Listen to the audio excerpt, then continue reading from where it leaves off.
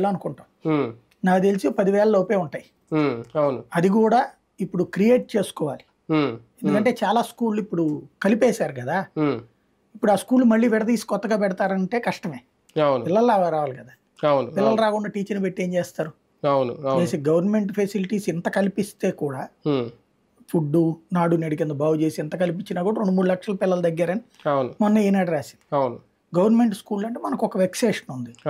రెండో పాయింట్ ఏంటంటే డబ్బులు ఇప్పుడు అమ్మఒడి డబ్బులు కూడా ఇస్తున్నారు కదా. మనకి ఉచితంగా వచ్చినప్పుడు సహజ సిద్ధమైనటువంటి నిర్లక్ష్యం. హాస్పిటల్ అయిన గవర్నమెంట్ హాస్పిటల్లో మంచి డాక్టర్లు ఉంటారు, పట్టించుకోమను. కానీ ఆ రోజు వచ్చి యువతకు 20 లక్షల ఉద్యోగాలు ఈయన ఇచ్చిన హామీ, నిరుద్యోగులకి నెలకి 3,000 నిరుద్యోగ భృతి ఇంతకుముందు కూడా చేశారు కానీ అది అవ్వలేదు, సక్సెస్ అవ్వలేదని. అలాగే తల్లికి వందనం పేరుతో ఇంట్లో ఎంతమంది ఉంటే అంతమందికి 15,000, 3 గ్యాస్ సిలిండర్లు, ప్రతి రైతుకు ఏడాదికి 20,000 పెట్టుబడి సాయం. ఇక్కడే ఒక సవాల్ అవుతుందా? అది ఖచ్చితంగా కొంత టైం తీసుకోవాల్సి ఉంటుంది. మేబీ అది ఎట్లాగో పెట్టుబడి సాయం జగన్ ఇప్పుడు వేసాడు కదా ఒకటి. కానీ ఈయన చెప్పింది 20,000. అదే అది నెక్స్ట్ ట్రిప్ కదా. 20,000 ఏడాదికి 2-10,000 వేస్తారు కదా. అది సహజంగా.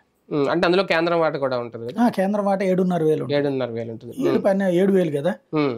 6,000 కేంద్రం, 14,000 వీళ్ళు ఇవ్వాల్సింది. 7,000 చొప్పున ఇవ్వాలి. అది ఖచ్చితంగా అందులో కౌలు రైతులకు కూడా ఇస్తామన్నారు. అది పెద్ద ఛాలెంజ్.